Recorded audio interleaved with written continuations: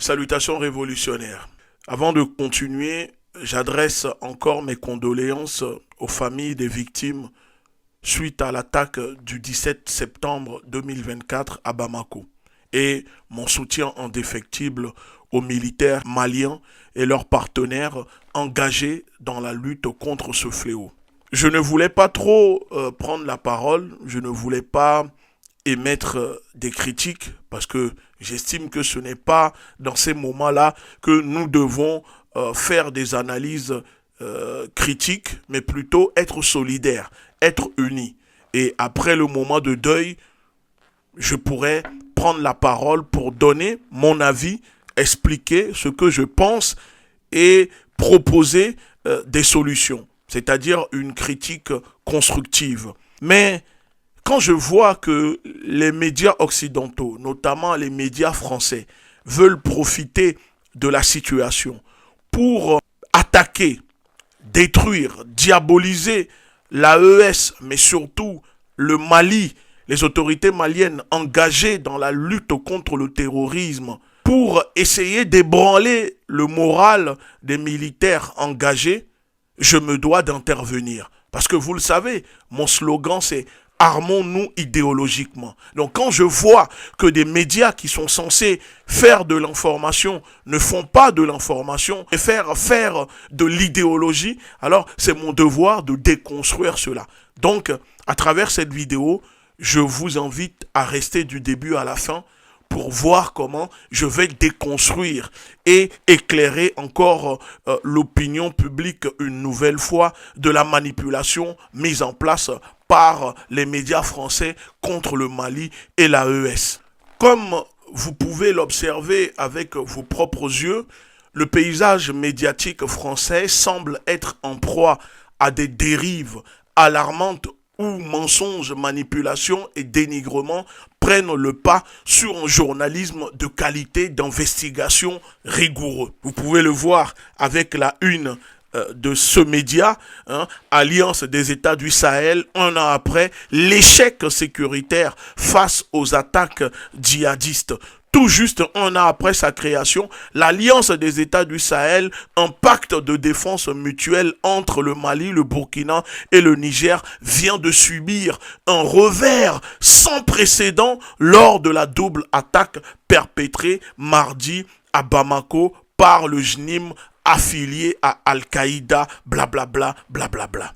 Quand on regarde et on lit la une de ce média, que ce soit au Mali, au Niger et surtout au Burkina Faso, j'ai remarqué et constaté que ces pratiques se manifestent par une attention morbide, une couverture disproportionnée portée à ces événements tragiques touchant les États du Sahel et les pays africains. Alors, en tant que leader africain, leader d'opinion, il est crucial de déconstruire cette narration biaisée qui cherche à ternir l'image de l'Alliance des États du Sahel. Je tiens à le préciser, je ne suis pas l'avocat des États du Sahel ni du gouvernement malien. Je suis un leader africain qui lutte pour l'émancipation, l'autodétermination du peuple noir à travers le monde. Je suis engagé dans une lutte idéologique.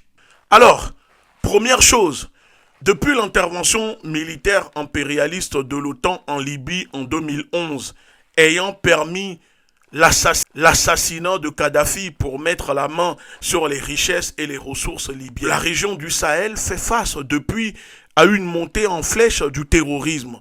Un terrorisme créé, provoqué, financé, soutenu par ceux qui nous font la leçon de morale sans cesse, qui prétendent défendre les droits de l'homme et la démocratie à coups de bombes à travers le monde. Depuis que ce terrorisme a commencé, sans soutien ni aucune solution concrète proposée à ces États qui sont victimes des retombées de la politique interventionnisme de l'OTAN, de l'Europe et des États-Unis, les gouvernements maliens, burkinabés et nigériens sont confrontés à cette réalité tragique.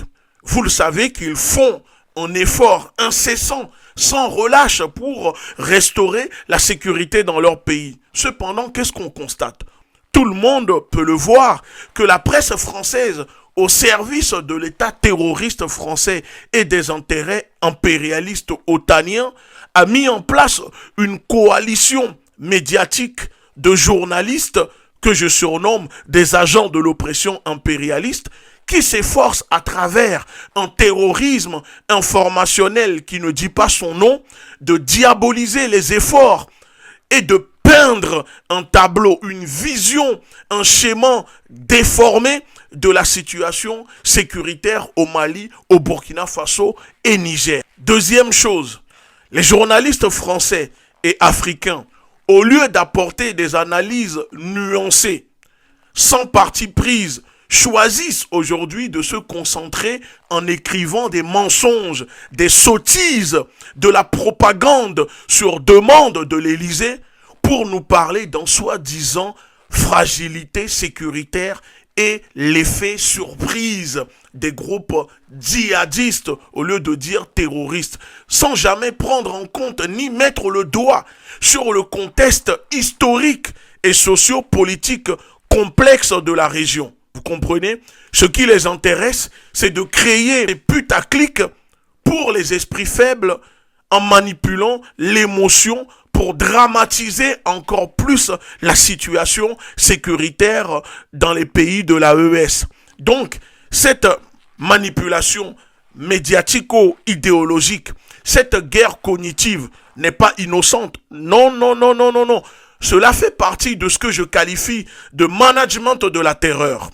Le rôle des journalistes dans ce management de la terreur orchestré contre les États du Sahel et africains consiste à bien faire véhiculer le narratif, les mensonges et la propagande officielle des gouvernements occidentaux qui veulent diaboliser les États africains. Troisième chose, idéologiquement et politiquement, cette manipulation médiatique, ce terrorisme informationnel est le fruit d'une animosité profonde de l'État colonial français envers les pays africains, notamment le Mali, engagé dans une lutte de souveraineté politique, militaire, qui conteste, excusez-moi, et rejette la politique néocoloniale, le paternalisme et sa politique impérialiste de la France vis-à-vis des pays africains. Et c'est là où les gens, les Africains éveillés, conscients et ceux qui prennent plaisir inconsciemment ou même consciemment à véhiculer, à relayer cette propagande doivent comprendre qu'en cherchant à discréditer l'AES, les médias mensonges français occidentaux contribuent à façonner un récit qui sert, écoutez bien je dis, qui sert les intérêts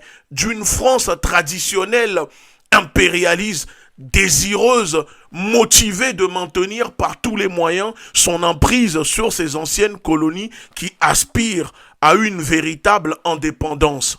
Donc, face à cela, un faux récit créé, répété jusqu'à ce qu'il devienne une vérité incontournable dans les esprits du public français et africain.